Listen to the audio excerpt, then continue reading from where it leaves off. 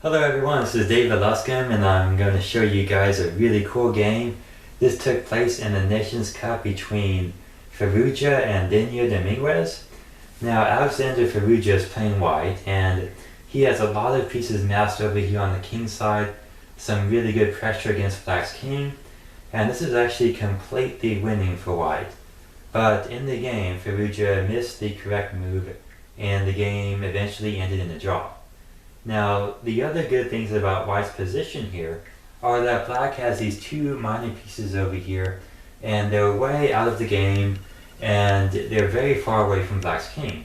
So if white can attack really fast and just use all of his pieces over here on the king side, then black will not have enough time to get these two pieces back in the game, and white's attack will ultimately crash through, and he'll end up winning the game.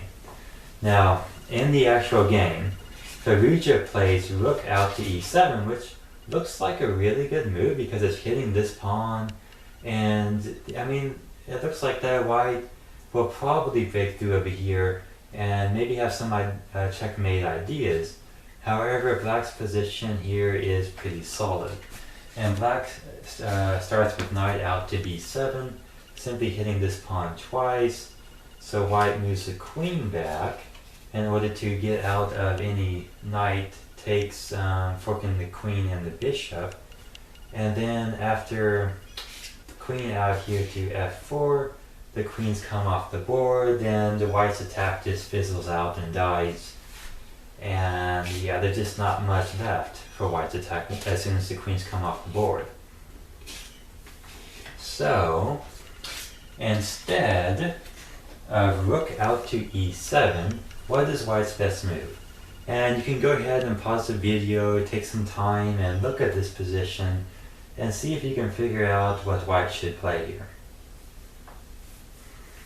Okay, so I'm going to go ahead and show the move, and the correct move, believe it or not, is knight h2, which this move seems kind of silly because you're moving a knight away from a reasonable square to the edge of the board where it controls very few squares, and it doesn't look good because it's a retreating move.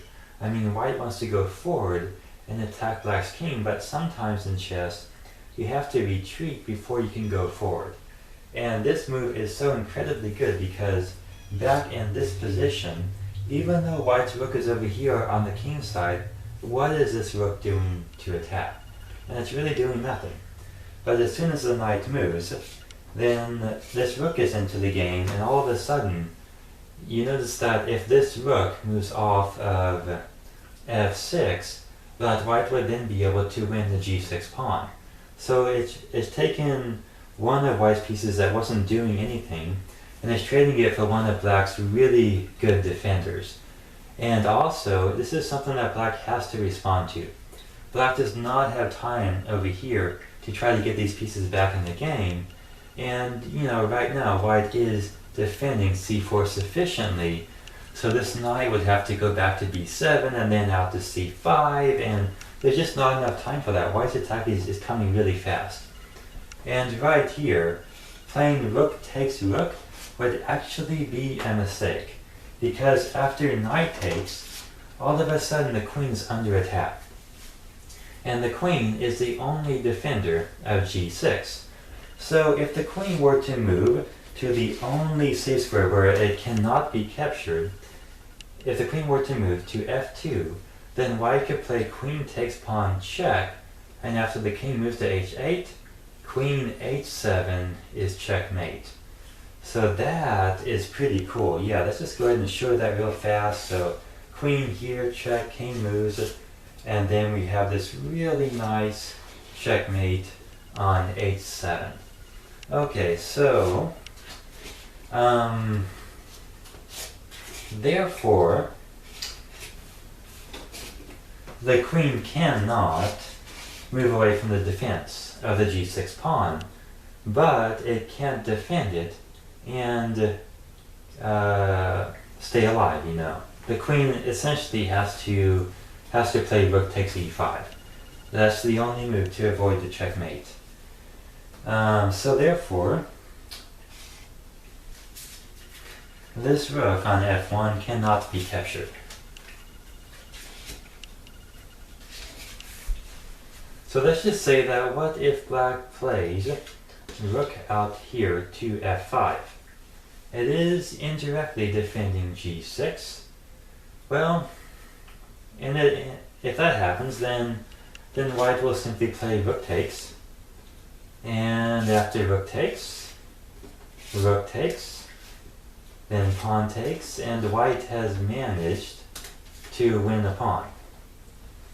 Now, at this point though, if we count up the pawns, there's 1, 2, 3, 4, 5, 6 for white, and there's 1, 2, 3, 4, 5 for black. So momentarily white is up a pawn, but these are doubled pawns.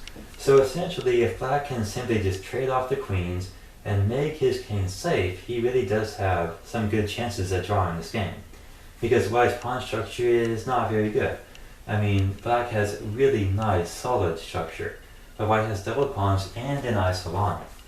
So, and you know, black does have an isolani over here, but the king can defend it if the queens come off the board.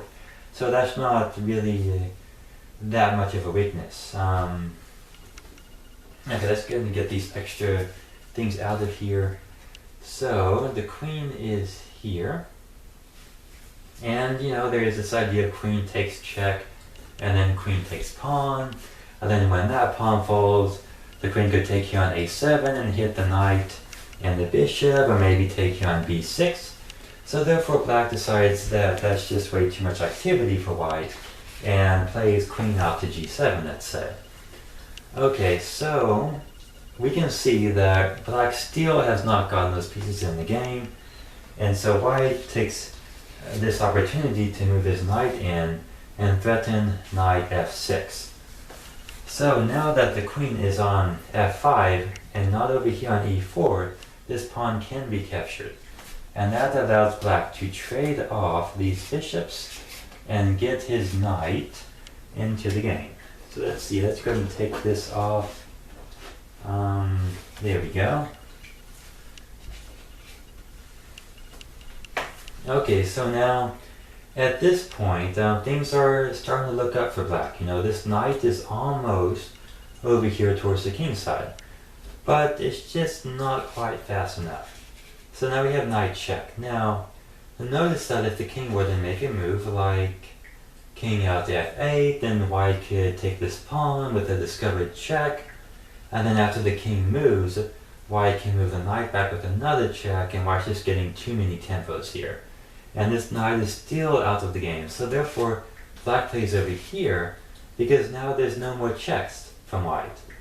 So white simply captures a pawn, and now black, let's see, black captures here on c5 because this knight cannot get in very easily.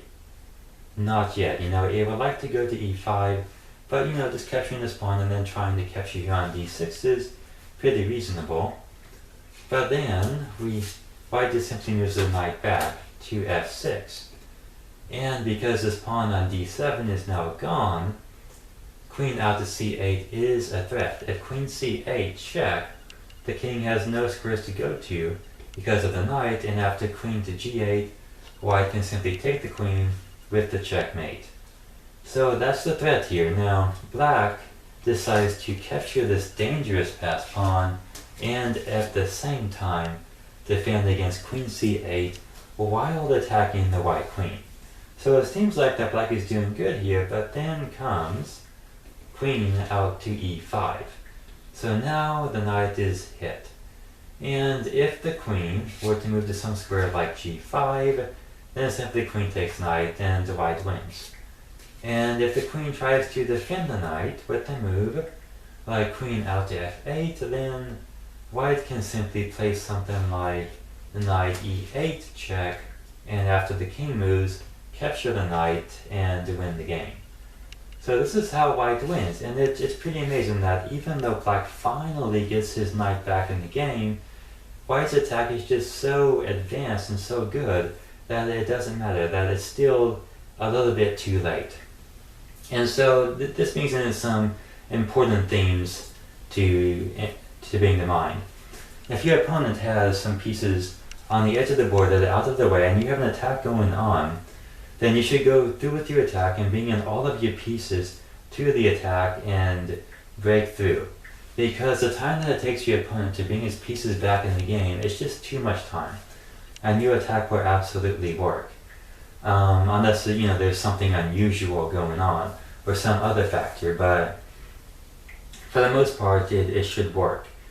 And so that's very important. And then the other important thing is to trade off. So if you're not breaking through and your opponent has like a really good defensive piece that's just holding his position together, then you want to trade off that defender. And you want to try and trade your weakest piece, or the piece that's not doing as much. If you're trading a rook for another rook, then you want to take your rook that is the most passive rook that you have, and you want to trade that for his more active rook. And that will greatly improve your position and allow your attack to break through much easier.